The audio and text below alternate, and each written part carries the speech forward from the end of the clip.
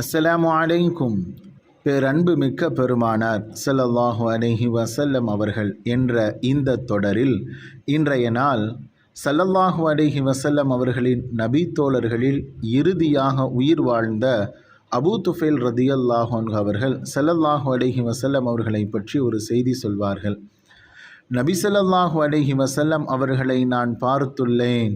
தற்போது இந்த பூமியின் மேற்பரப்பில் என்னை தவிர நபி ஸல்லல்லாஹு அலைஹி வஸல்லம் அவர்களை பார்த்த எவரும் உயிருடன் இருக்கவில்லை என்று கூறிவிட்டு அபூ துஃபைல் ரதியல்லாஹு அன்ஹு அவர்கள் சொல்வார்கள், நபிகளாரை நான் பார்த்தேன்.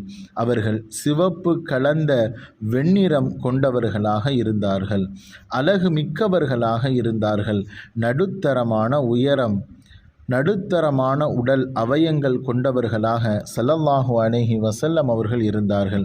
அவர்களை உயரமானவர்கள் என்றோ, குள்ளமானவர்கள் என்றோ, உடல் பருமனானவர்கள் என்றோ, ஒல்லியானவர்கள் என்றோ நம்மால் சொல்ல முடியாது.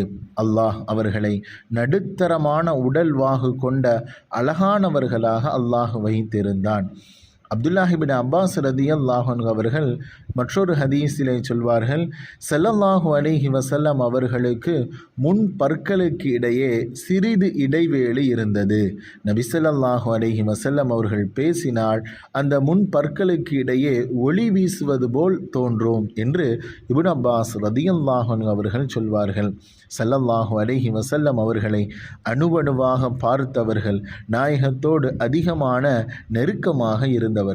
அன்பர்களே, அல்லாஹுவின் தூதர் ஸல்லல்லாஹு அலைஹி வஸல்லம் அவர்களை பற்றி கேட்க கேட்க நமக்கு அவர்களின் மீது அளவு கடந்த அன்பு தோன்றுகின்றது.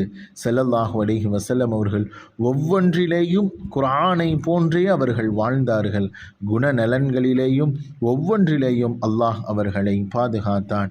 அவர்கள் அழகு மிக்கவர்கள், உடல் வலிமையானவர்கள். நாமும் வாருங்கள் ஸல்லல்லாஹு அலைஹி வஸல்லம் அவர்களை பற்றி தினம்தோறும் அறிவோம். அஸ்ஸலாமு அலைக்கும்.